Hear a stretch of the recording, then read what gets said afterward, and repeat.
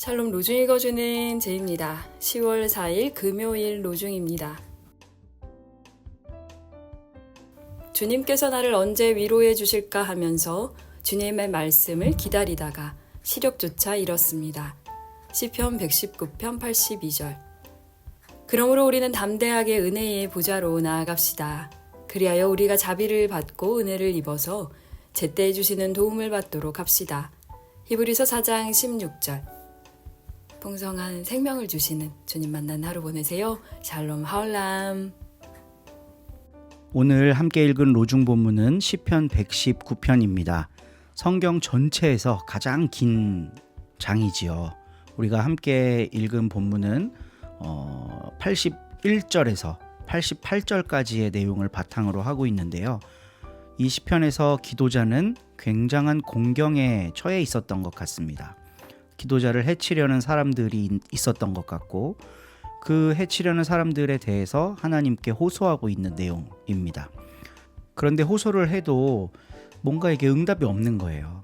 그러니까 82절 우리가 읽은 로중 본문에서 이렇게 얘기하죠. 주님께서 나를 언제 위로해 주실까 하면서 주님의 말씀을 기다리다가 시력조차 잃었습니다. 눈이 멀어버릴 정도로 하나님의 말씀을 기다리고 읽어보았지만 이게 해결이 안 되는 상황에 대해서 지금 허심탄회하게 이야기하고 있는 거죠. 그럼에도 불구하고 기도자는 하나님이 개입해 주시기를 간구하고 있습니다. 자기의 상황에 대해서요.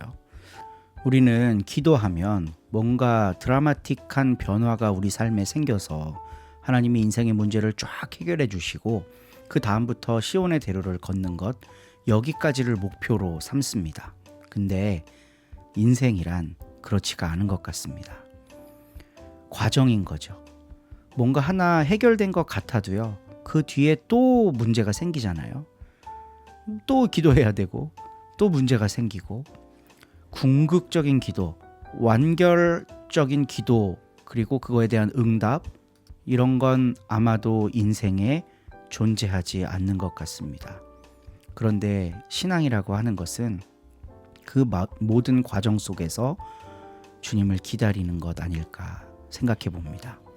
하나님이 개입하시기를 소망하면서 지금 현실에 당한 문제들, 지금 내가 당면하고 있는 이 문제들을 하나님과 더불어 풀어가려고 하는 것, 그게 바로 기도고 신앙인의 모습이 아닐까 생각해 봐요. 모든 것이 완결적으로 다 충족된 삶, 그런 삶에는 기도니 신앙이니 이런 거 필요 없을 겁니다. 그런데 결핍이 있기 때문에 우리 삶에 늘 항상 결핍이 따라다니고 있기 때문에 우리는 무언가를 의지해야 하고 무언가를 붙잡아야만 할 텐데 시편 기자는 하나님을 의지하고 있는 모습, 하나님을 기다리고 있는 모습을 우리들에게 보여줍니다. 서로님들과 더불어 하나님의 개입하심을 위해 기도하며 기다릴 수 있었으면 좋겠습니다. 오늘도 좋은 하루 되세요. 6장. 그 뒤 예수께서는 갈릴레아 호수 곧 티베리아 호수 건너편으로 가셨는데 많은 사람들이 떼를 지어 예수를 따라갔다. 그들은 예수께서 병자들을 고쳐주신 기적을 보았던 것이다.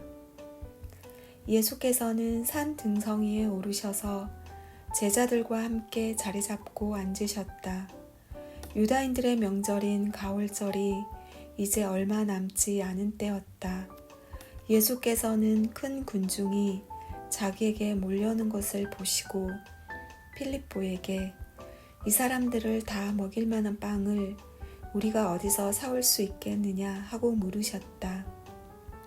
이것은 단지 필립보의 속을 떠보려고 하신 말씀이었고 예수께서는 하실 일을 이미 마음속에 작정하고 계셨던 것이다. 필립보는 이 사람들에게 빵을 조금씩이라도 먹이자면 200데나리오너치를 사온다 해도 모자라겠습니다. 하고 대답하였다. 제자 중에 하나이며 시몬 베드로의 동생인 안드레아는 여기 웬 아이가 보리빵 5개와 작은 물고기 2마리를 가지고 있습니다마는 이렇게 많은 사람에게 그것이 무슨 소용이 되겠습니까? 하고 말하였다. 예수께서 그들에게 사람들을 모두 앉혀라 하고 분부하셨다. 마침 그곳에는 풀이 많았는데 거기에 앉은 사람은 남자만 약 5,000명이나 되었다. 그때 예수께서는 손에 빵을 드시고 감사의 기도를 올리신 다음 거기에 앉아있는 사람들에게 달라는 대로 나누어 주시고 다시 물고기도 그와 같이 하여 나누어 주셨다. 사람들이 모두 배불리 먹고 난 뒤에 예수께서는 제자들에게 조금도 버리지 말고 남은 조각을 다 모아드려라 하고 이르셨다. 그래서 보리빵 5개를 먹고 남은 부스러기를 제자들이 모았더니 12강주리에 가득 찼다. 예수께서 베푸신 기적을 보고 사람들은 이분이야말로 세상에 오시기로 된 예언자이시다 하고 저마다 말하였다. 예수께서는 그들이 달려들어 억지로라도 왕으로 모시려는 낌새를 알아채시고 혼자서 다시 산으로 피해가셨다. 그날 저녁 때 제자들은 호숫가로 내려가서 배를 타고 호수 건너편에 있는 가파르나움으로 저어갔다. 예수께서는 어둠이 이미 짙어졌는데도 그들에게 돌아오지 않으셨다. 거센 바람이 불고 바닷물결은 사나워졌다. 그런데 그들이 배를 저어 시별이쯤 갔을 때 예수께서 무리를 걸어서 배 있는 쪽으로 다가오셨다. 이 광경을 본 제자들은 겁에 질렸다. 예수께서 제자들에게 나다 두려워할 것 없다 하시자 제자들은 예수를 배 안에 모셔 드리려고 하였다. 그러나 배는 어느새 그들의 목적지에 가 닿았다. 그 이튿날의 일이다. 호수 건너편에 남아있던 군중은 거기에 배가 한 척밖에 없었는데 예수께서는 그 배에 타지 않으시고 제자들끼리만 타고 떠난 것을 알고 있었다. 한편 티베리아로부터 다른 작은 배 몇 척이 주께서 감사의 기도를 들으시고 빵을 나누어 먹이시던 곳으로 가까이 와 닿았다. 그런데 군중은 거기에서도 예수와 제자들의 모습이 보이지 않자 그 배들을 타고 예수를 찾아 가파르나움으로 떠났다. 그들은 호수를 건너가서야 예수를 찾아내고 선생님, 언제 이쪽으로 오셨습니까? 하고 물었다. 예수께서는 정말 잘 들어두어라. 너희가 지금 나를 찾아온 것은 내 기적의 뜻을 깨달았기 때문이 아니라 빵을 배불리 먹었기 때문이다. 썩어 없어질 양식을 얻으려고 힘쓰지 말고 영원히 살게 하며 없어지지 않을 양식을 얻도록 힘써라. 이 양식은 사람의 아들이 너희에게 주려는 것이다. 하느님 아버지께서 사람의 아들에게 그 권능을 주셨기 때문이다. 하고 말씀하셨다. 사람들은 이 말씀을 듣고 하느님의 일을 위해서 우리는 무엇을 해야 합니까? 하고 물었다. 예수께서는 하느님께서 보내신 일을 믿는 것이 곧 하느님의 일을 하는 것이다. 하고 대답하셨다. 그들은 다시 무슨 기적을 보여 우리로 하여금 믿게 하시겠습니까? 선생님은 무슨 일을 하시렵니까? 그는 하늘에서 빵을 내려다가 그들을 먹이셨다. 한 성경 말씀대로 우리 조상들은 광야에서 만나를 먹었습니다. 하고 말했다. 예수께서는 이렇게 말씀하셨다. 정말 잘 들어두어라. 하늘에서 빵을 내려다가 너희를 먹인 사람은 모세가 아니다. 하늘에서 너희에게 진정한 빵을 내려주시는 분은 내 아버지시다. 하느님께서 주시는 빵은 하늘에서 내려오는 것이며 세상에 생명을 준다. 이 말씀을 듣고 그들이 선생님, 그 빵을 항상 저희에게 주십시오 하자 예수께서는 이렇게 대답하셨다. 내가 바로 생명의 빵이다.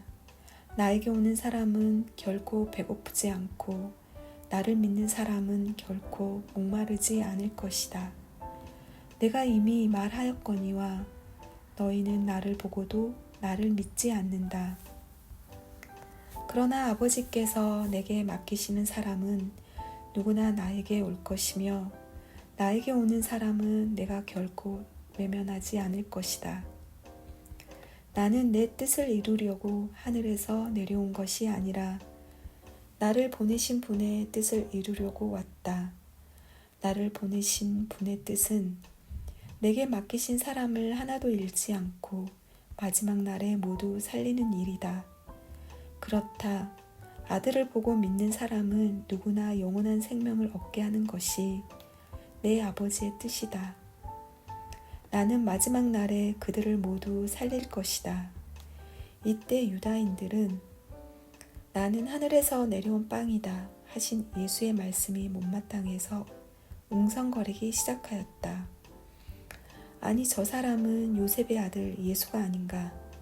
그의 부모도 우리가 다 알고 있는 터인데 자기가 하늘에서 내려왔다니 말이 되는가? 그 말을 들으시고 예수께서는 무엇이 그렇게 못마땅하냐? 나를 보내신 아버지께서 이끌어 주시지 않으시면 아무도 내게 올 수 없다. 그리고 내게 오는 사람은 마지막 날에 내가 살릴 것이다. 예언서에 그들은 모두 하느님의 가르침을 받을 것이라고 기록되어 있다. 누구든지 아버지의 가르침을 듣고 배우는 사람은 나에게로 온다. 그렇다고 해서 아버지를 본 사람이 있다는 것은 아니다. 하느님께로부터 온 이밖에는 아버지를 본 사람이 없다. 정말 잘 들어두어라. 믿는 사람은 누구나 영원한 생명을 누린다. 나는 생명의 빵이다.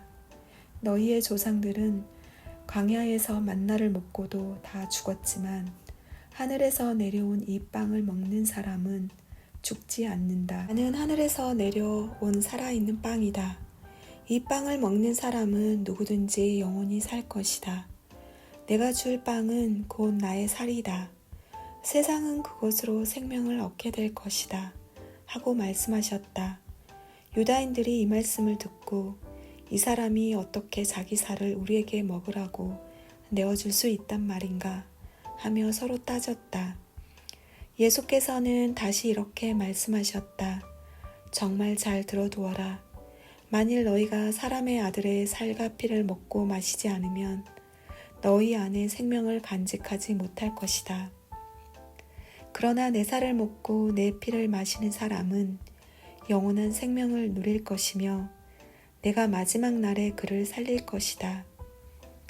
내 살은 참된 양식이며 내 피는 참된 음료이기 때문이다.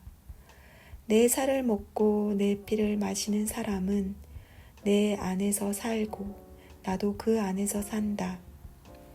살아계신 아버지께서 나를 보내셨고 내가 아버지의 힘으로 사는 것과 같이 나를 먹는 사람도 나의 힘으로 살 것이다.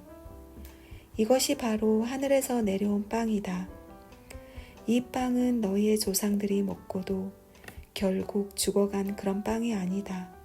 이 빵을 먹는 사람은 영원히 살 것이다. 이것은 예수께서 가파르나움 회당에서 가르치실 때 하신 말씀이다. 제자들 가운데 여럿이 이 말씀을 듣고 이렇게 말씀이 어려워서야 누가 알아들을 수 있겠는가 하며 수군거렸다. 예수께서 제자들이 당신의 말씀을 못마땅해 하는 것을 알아채시고 내 말이 귀에 거슬리느냐? 사람의 아들이 전에 있던 곳으로 올라가는 것을 보게 되면 어떻게 하겠느냐? 육적인 것은 아무 쓸모가 없지만 영적인 것은 생명을 준다. 내가 너희에게 한 말은 영적인 것이며 생명이다. 그러나 너희 가운데는 믿지 않는 사람들이 있다. 하고 말씀하셨다.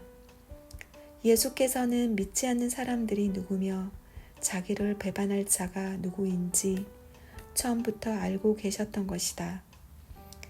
예수께서는 또 이어서 그래서 나는 아버지께서 허락하신 사람이 아니면 나에게 올 수 없다고 말했던 것이다 하고 말씀하셨다.